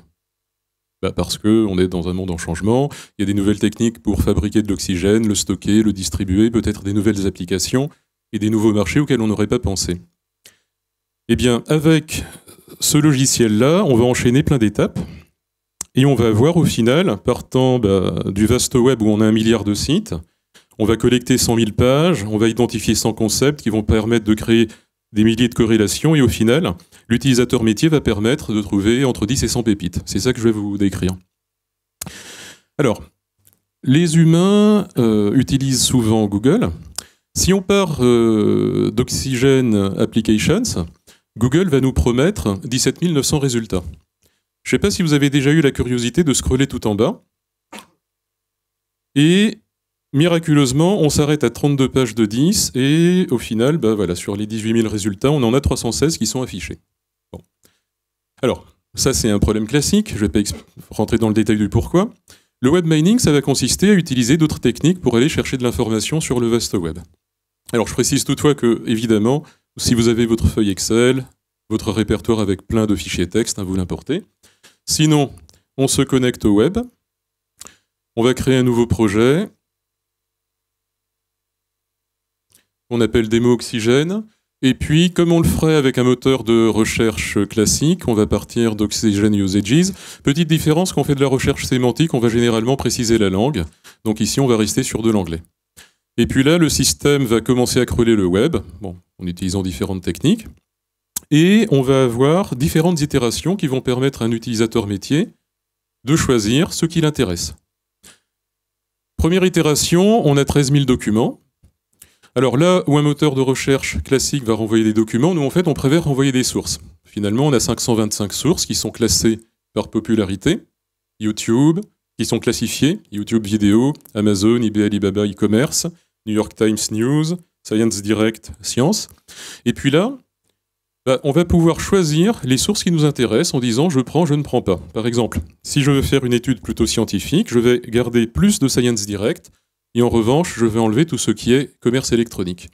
Et après, le système va recrawler le web, seconde itération. Et de même qu'on avait fait son sourcing, eh bien, le système va extraire la terminologie et permettre à l'utilisateur, bon là le nuage de mots c'est pour faire joli, sinon comme on peut avoir beaucoup de termes, c'est plutôt à plat, il va pouvoir faire son marché dedans, comme dans Tinder, dire je prends, je ne prends pas. Alors autour de l'oxygène, on peut regarder, par exemple, OK, dioxyde de carbone. On a les snippets, et là, je vais demander au système, prends-moi davantage de documents qui parlent de CO2, et en revanche, tout ce qui est chimie de base, ça ne m'intéresse pas, donc j'enlève tout ce qui est table périodique des éléments. Et on relance l'itération suivante, jusqu'à obtenir suffisamment de documents. Alors, tout à l'heure, on a choisi dioxyde de carbone. Maintenant, on va peut-être dire qu'est-ce que c'est. au niveau du web mining, on peut commencer à regrouper tout ça. Bon, bah, c'est une molécule. On peut en rajouter pour aider le système à trouver davantage de documents. On va rajouter azote. Et puis, vu qu'on veut donner une dimension un petit peu technologique à la recherche qu'on est en train de faire, on va rajouter une famille de mots-clés, technologie. Dedans, on va mettre des brevets, de l'innovation, des startups. Et le système va savoir utiliser tout ça pour faire un petit peu de force brute et récupérer de plus en plus de documents. Typiquement, sur un sujet donné, on va arriver à avoir autour de 50 à 100 000 documents dans une langue assez facilement. Dans le cas d'espèce, exactement 54 000 documents, donc plus que l'intégrale de Shakespeare, et c'est là où le text mining va être utile. Alors, un petit mot sur ce que l'on fait chez Proxem. Bon, traitement du langage est composé, comme on l'a vu tout à l'heure, de plein de tâches différentes.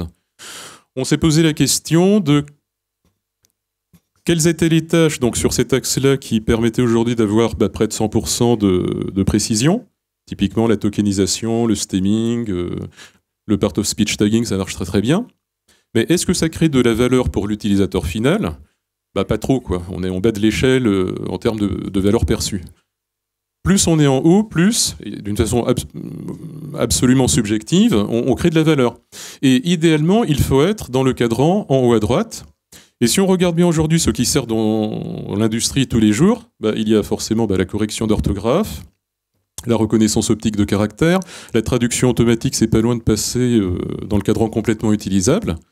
Et chez Proxem, on a travaillé ces 10 dernières années pour faire que la reconnaissance d'entités nommées, la classification et l'analyse d'opinion, qui est un petit peu un mix entre les deux, soient poussées à un niveau utilisable. Donc avec évidemment du machine learning, du deep learning. Mais tout ça, encore une fois, c'est un petit peu sous le capot dans ce que je vais vous présenter ce soir. Bon, avec les word embeddings, on va redécouvrir l'essence de Schtroumpf en contexte, c'est bien connu. Mes collègues Jean-Marc Marty et Thomas Perret ont présenté dans d'autres meet-up NLP précédents ce qu'on met en œuvre, donc des skipgrammes, typiquement autour de la transformation des mots qu'on a en gigacorpus, en transformation en vecteur. On va avoir des bonnes propriétés pour regrouper, mettons, des fruits, des couleurs, des opérateurs telco, et potentiellement des problèmes qu'on va avoir de l'ambiguïté lexicale, des homonymes. On a rajouté par-dessus des algorithmes de type adagramme qui justement permettent de prendre en compte ces difficultés et d'avoir différents sens, mettons, d'orange qui sont correctement séparés. Bon, le text mining, quand je l'explique, disons, simplement, je dis que ça revient ni plus ni moins qu'à donner des coups de stabilo-boss sur un énoncé. Et la grande difficulté, c'est évidemment de faire en sorte que ces coups de stabilo-boss soient pertinents par rapport au corpus. Et dans la vraie vie, la question c'est est-ce que j'utilise un annotateur prêt à l'emploi, mais qui généralement va donner des performances piètres quand il est appliqué sur un corpus différent de celui qui a servi à l'entraînement, ou est-ce que je redéveloppe moi-même mon annotateur ad hoc, et généralement ça prend du temps. Et donc ce qu'on prétend faire avec ce type d'outil, c'est de faire du sur-mesure au prix du prêt-à-porter, c'est très marketing. Donc dans le cas d'espèces, on va chercher à reconnaître des molécules, oxygène, dioxyde de carbone, mettons des universités. Tout ça par rapport à une organisation du monde. Après, on peut appeler ça une taxonomie, un thésaurus, un lexique, éventuellement une ontologie. Et au final, on vient transformer un document en un petit paquet de data, ce qui permet de basculer après dans un monde de data mining classique. Avec, évidemment, plein de problèmes d'ambiguïté. On en a identifié une quinzaine, des problèmes de linguistique. L'ambiguïté lexicale en faisant partie. Est-ce que plante, c'est une plante au sens biologique, ou est-ce que c'est factory, une usine en anglais? Alors, c'est pas qu'un problème d'universitaire. Dans ce corpus, donc, il parle des usages nouveaux de l'oxygène, on part d'un terme simple comme bar. Ça va être en premier, évidemment, une unité de pression. Mais on peut avoir des dimensions légales dans le corpus, donc ça peut être le barreau. Bon, là, celui-là, on ne le trouve pas, le meuble, bar. Par métonymie, c'est également l'endroit où on va boire un café ou une bière. Et c'est là que ça se gâte, parce que des bars, on en a plein. De nos jours, on a des bars à ongles, on a des bars à chat. Et venant d'Asie, maintenant, on a des bars à oxygène. On va dans la piscine, on met le casque sur la tête et on se shoot à de l'oxygène enrichi, on ressort tout pompette. Bon, ça oxyde les neurones aussi. Et dans ce corpus, on avait 90% d'essence qui en gros était ce sens de pression atmosphérique et néanmoins 10% d'essence qui était lié aux barres à oxygène. Donc c'est intéressant de séparer les deux. Et vous voyez, finalement, en traitement du langage, on va essayer d'avoir une bonne précision et un bon rappel. Le fait de séparer les différents sens, donc de traiter les homonymes, ça augmente la précision. Reste le gros problème d'arriver à trouver, de même que on l'a vu tout à l'heure avec les chatbots dans les deux présentations précédentes, un maximum de synonymes, de quasi-synonymes et de paraphrases de façon à être couvrant et augmenter le rappel. C'est là où le Proxem Software intervient. Alors, 3 parties. Ça, c'est la taxonomie qu'on va essayer de construire. Ça, c'est le corpus, 54 000 documents.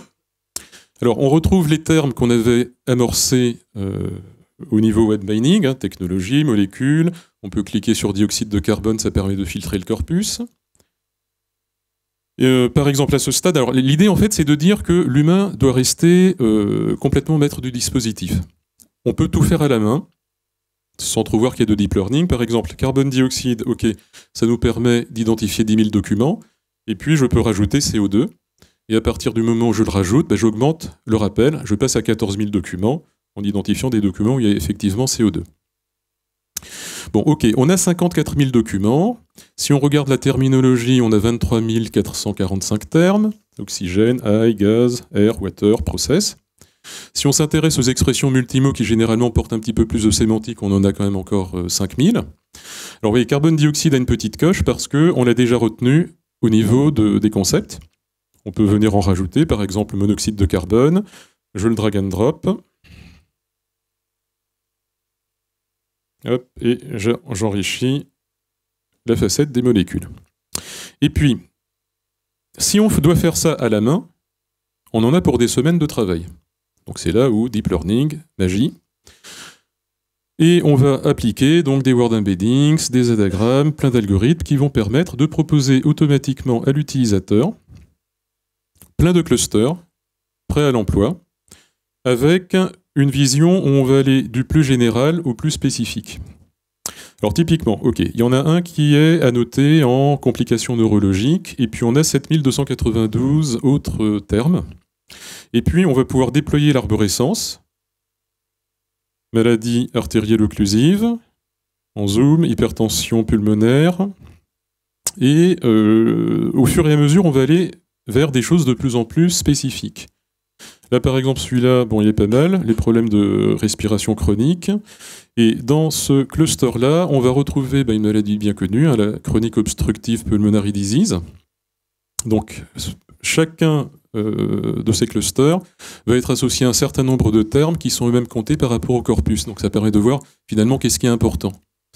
Et le jour où j'ai compris que nos systèmes marchaient bien, c'est quand j'ai vu que, sans aucune règle, disons, de surface, le système mettait ensemble Chronic Obstructive Pulmonary Disease et son acronyme COPD, d'une façon complètement transparente.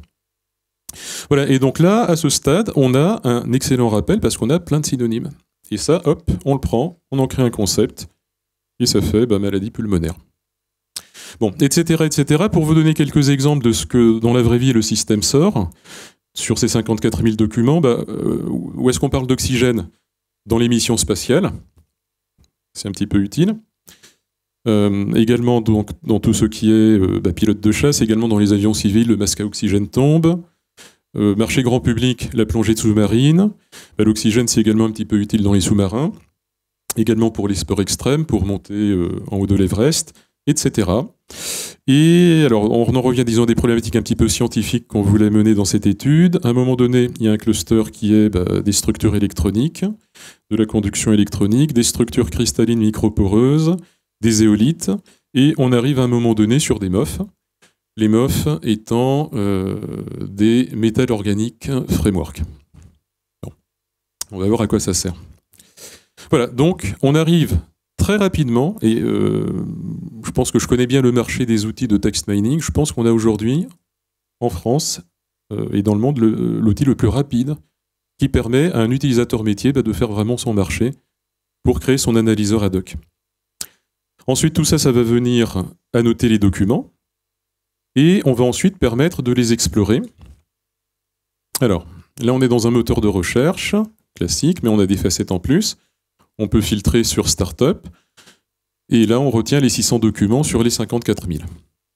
Alors là, c'est juste pour vous donner quelques cas d'usage. C'est bien, disons, de faire du text mining, mais après, il faut quand même pouvoir naviguer dans tout ça et en tirer des enseignements.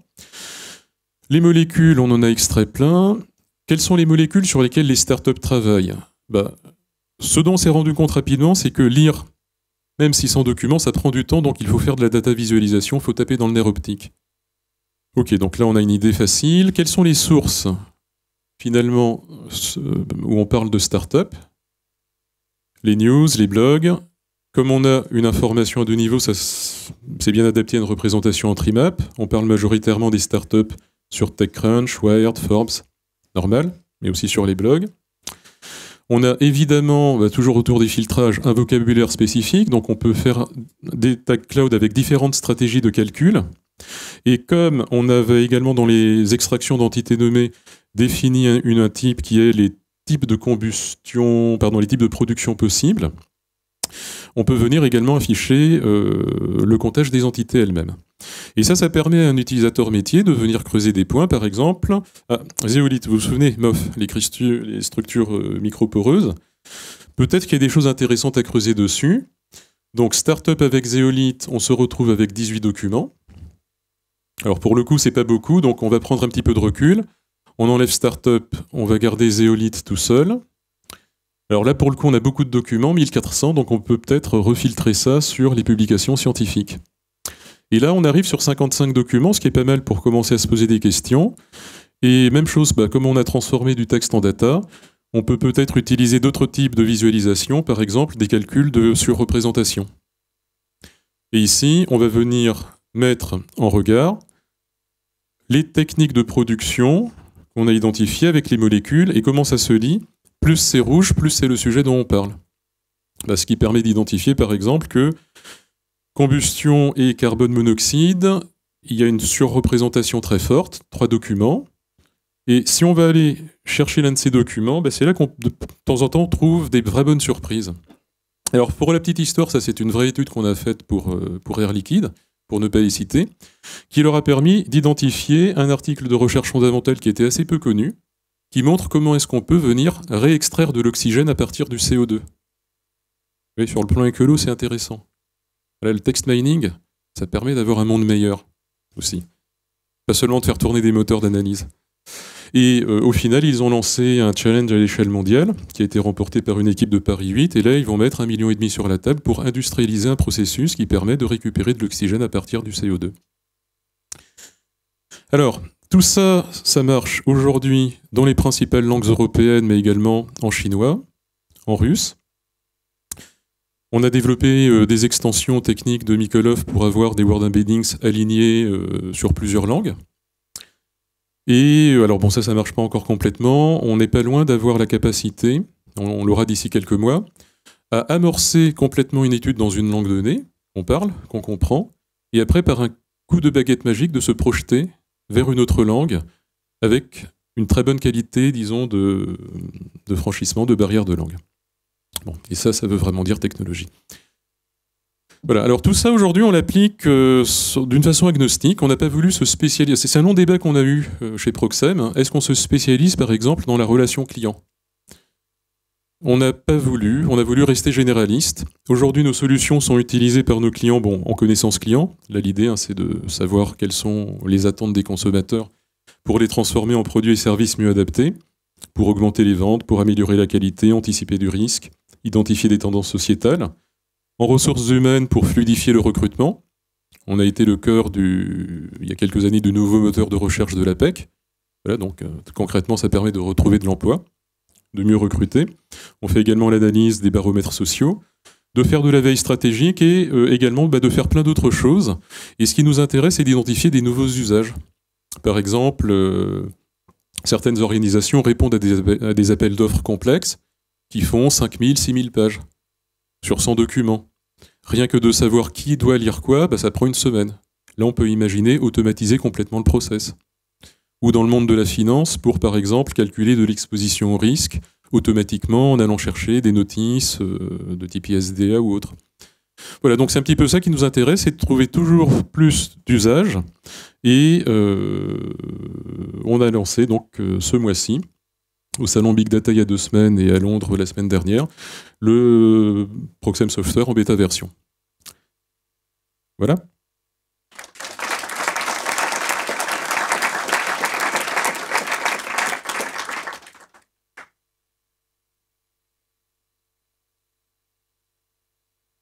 Des questions ?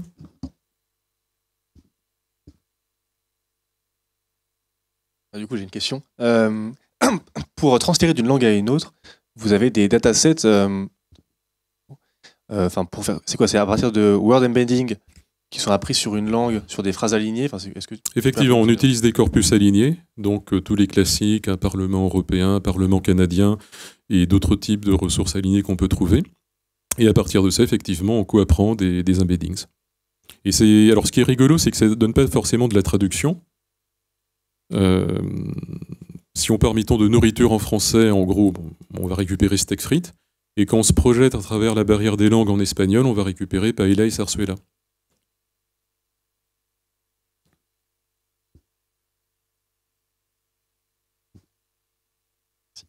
Bonsoir, merci. J'ai oublié mes questions. Oui. D'un point de vue plus produit, en fait, vous avez construit pas mal, énormément de features qui ont l'air toutes aussi performantes les unes que les autres. Mais le client, est-ce qu'il n'y en a pas quelques-unes qu'il préfère? Et au final, quelles sont les features les plus utilisées parmi toutes celles que vous avez? Alors, la partie centrale, la partie qui permet de définir ses propres analyseurs, on vient tout juste de la faire sortir en bêta version et on commence seulement à avoir des premiers clients qui sont quand même les plus capables de mettre les mains dans le cambouis, qui commencent à l'utiliser. Et on est en train de regarder justement à travers des ateliers d'ergonomie comment est-ce qu'ils s'en servent, qu'est-ce qui a l'air simple, qu'est-ce qui a l'air compliqué. Donc pour l'instant, on n'a pas de recul dessus. Ce que nos clients ont utilisé classiquement, c'est plutôt la dernière partie qui permet d'explorer et les verbatims et les datas sous-jacentes. Et je n'ai pas montré les parties les plus opérationnelles sous forme de tableau de bord, qui au final restent quand même les plus simples à utiliser.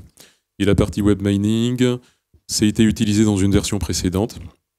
Et on se rend compte qu'on peut rendre autonome un utilisateur complètement pour faire ses propres recherches.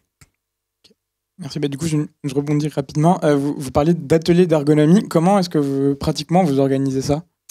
Alors, c'est un métier. Il y a les interfaces que notre équipe de R&D a faites au début, qui étaient un petit peu plus arides. C'est pas faire une insulte de dire ça. Voilà, donc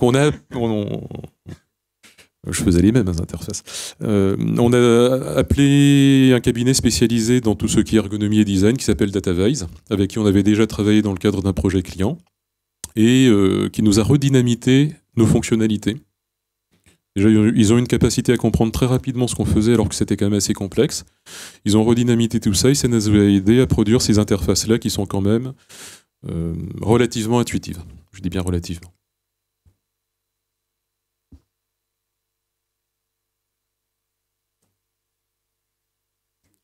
Oui ?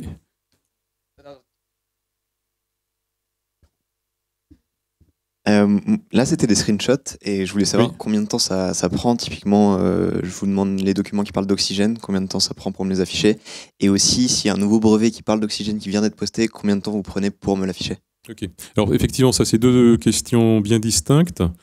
Aujourd'hui, la première phase de web mining que j'ai montrée, en interactif, elle va prendre quelques heures de travail. Mais on n'a pas encore les documents, on a les URL. Et donc après, il faut vraiment crawler les URL, les scraper, reconnaître les zones intéressantes, suivre éventuellement les liens. Ça, actuellement, avec notre infrastructure modeste, ça prend quelques heures à quelques jours. Et ensuite, le calcul, disons, de la partie text mining, aujourd'hui, on a précalculé énormément de choses sur Gigacorpus, et on réapplique ça. Et ça se fait quasiment en temps réel. Disons, c'est quelques minutes. On va boire un café, on revient et le calcul est fait. Voilà. Et pardon, oui, et la seconde question ensuite, c'est comment est-ce qu'on fait pour maintenir tout ça à jour? Alors, dans ce que j'ai montré, on n'a pas un système de veille temps réel. On cherche à collecter le plus grand nombre de documents sur le web, indépendamment de la date, pour avoir du volume et pour pouvoir apprendre dessus. Une fois que ça c'est fait, on peut envisager de basculer dans un système de veille dans lequel, en temps réel ou chaque jour, on va requêter le web autour des documents qui ont ces thématiques-là. Mais ça, c'est d'autres types de techniques qui sont utilisées encore, hein. Autant le traitement du langage, il y a une forme un petit peu élégante de maths, de réseaux de neurones, etc. Autant que le web, ça reste quand même un truc, c'est de la plomberie, on met les mains dedans, enfin, on la ressort toute sale, quoi.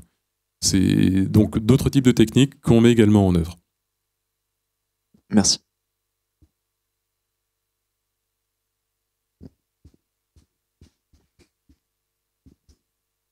Oui, donc on voit qu'il y a pas mal on peut explorer les corpus assez facilement au niveau du mot et des expressions multimots. Est-ce qu'on peut aller au-delà un petit peu? Est-ce qu'on peut regarder au niveau plus de la phrase, compréhension un petit peu des phrases, éventuellement s'appuyer sur les anaphores, etc. Alors, ouais, effectivement, comment on passe du NLP au NLU? Bon, pour la petite histoire, quand j'ai commencé ma thèse, moi j'arrivais avec mes gros sabots d'informaticien qui avait réussi plein de refontes de systèmes d'information. De façon très prétentieuse, j'avais dit en 3 ans je vous résous tous vos problèmes. Bon, 10 ans après, j'admets que j'ai résolu un problème sur 15 peut-être, hein. Et encore, chez Proxem, nous sommes 25 personnes, hein, les grandes aventures, ça se fait en équipe, hein. On est une super équipe de R&D, on est des super informaticiens, des super linguistes. C'est pour ça que j'ai passé la slide où j'ai dit, ok, ces dernières années, on s'est vraiment focalisé sur 3 tâches, l'extraction d'entités nommées, la classification et entre les deux, l'analyse d'opinion. En 2017, on a 3 chantiers importants pour nous. Le premier, c'est la résolution d'anaphores. Donc la résolution d'anaphores, pour ceux qui n'ont pas fait de linguistique, c'est quand on dit dans un verbatim de consommateur, j'ai demandé au vendeur si le produit était vraiment aussi bon, il m'a dit qu'il était bon, à qui réfèrent les pronoms il, m', il, etc. Alors vous voyez, quand on résout les anaphores, on transforme le il m'a dit qu'il était bon en le vendeur m'a dit que le produit, pardon, le vendeur a dit à moi que le produit était bon. Et on augmente énormément la capacité de faire simplement de l'extraction d'informations. Le deuxième chantier, c'est le traitement des documents longs. Aujourd'hui, on se rend compte qu'on a surtout traité des documents relativement courts. Un tweet, un avis de consommateur sur une page, un CV. Mais dans les métiers où le document est roi, les assurances, les banques, tout ce qui est process, enfin ouais, les machines échangent des datas, mais nous humains on échange des mots et parfois on écrit des choses très très longues. On se rend compte qu'il faut des traitements vraiment spécifiques. Typiquement, quand on reçoit un PDF de 80 pages, il faut faire de l'OCR. Après, il faut enlever les bas de page, les hauts de page, reconstituer la structure logique. Et au final, un document long, ça revient à une arborescence logique. Au bout de chaque nœud, on a des documents courts. Et le troisième chantier, c'est les chatbots. Alors ça, c'est les chantiers 2017. On a des ambitions très importantes à un horizon de 3-4 ans, qui est de vraiment faire du Natural Language Understanding, avec comme objectif d'arriver à transformer un énoncé en un graphe conceptuel d'unités lexicales désambiguïsées qui permettent en plus d'avoir des références, mettons, sur du linking open data. Et la linguistique ne suffit pas toujours. Si un jour on veut vraiment avoir des chatbots de bonne qualité, il faudra en plus plugger un moteur d'inférence. Et le moteur d'inférence, sur quoi est-ce qu'il aura appris? Quelle sera son axiomatique? Quels seront les faits connus? Aujourd'hui, on est quand même également sur des limites dures. Mais c'est ça l'horizon qu'on se fixe d'ici quelques années. C'est de prendre un document et d'arriver à sortir un graphe conceptuel. Merci, ça me permet juste de poser une petite question à côté. Est-ce que vous faites un petit peu de liaison des entités? Oui. En fait, oui, ça ne s'est pas forcément, ça ne s'est même pas du tout vu là. On a travaillé ces dernières années sur 2 branches d'une façon relativement indépendante. On est en train de les fusionner. La première branche, le pari et le parti pris, c'était de dire on va utiliser 0 ressources structurées. On prend du gigacorpus en entrée, on apprend des word embeddings dessus et d'autres phénomènes de langue, des n-grammes, etc. Mais on utilise 0 Wikipédia, 0 Wikidata, etc. Et on a une autre branche où, au contraire, on a beaucoup investi sur le fait de décortiquer les pages Wikipédia. Notamment, on a fait des articles en conférence de recherche sur comment apprendre à partir des catégories, du graphe de catégorie Wikipédia. Comment faire des données liées? Aujourd'hui, on est plus sur du Wikidata que sur du Freebase ou du DBpedia. Et là, on a une branche qui est riche en connaissances. Et on est en train de fusionner les deux.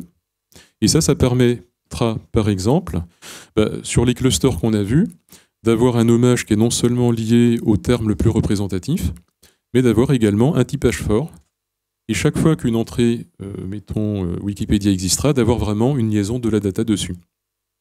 Alors j'ai également dans le passé beaucoup travaillé sur WordNet, pour ceux qui connaissent, avec des phases d'enthousiasme et de déception qui ont alterné. Mais néanmoins, je trouve que la Wikipédia est une bonne ossature pour les connaissances du monde et WordNet est une bonne ossature pour le lexique du monde. Et ce sera réintégré dans le futur, notamment pour améliorer tout ce qui est NLU. Voilà, donc nous recrutons également. Merci beaucoup François, je crois que les pizzas arrivent par ailleurs. Et du coup j'en profite pour remercier Proxem et François pour les pizzas. Et donc par ailleurs, on a Yetienne, who's going to say a few words about an event. And I'm sorry I have to speak in English. I'd like to tell you about 2 conferences that might be interesting to you. Can I use the internet? Or not? Or not? I'll say, so my name is Ye Tian. I'm a postdoc in linguistics in PySet. And, yeah, so sorry.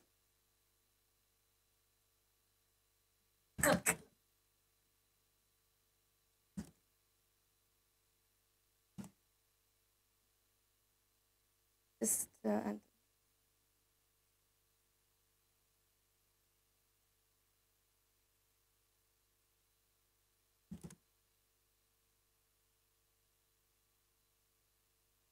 okay, so I'll tell you about these 2 conferences, SemDial and SIGDial.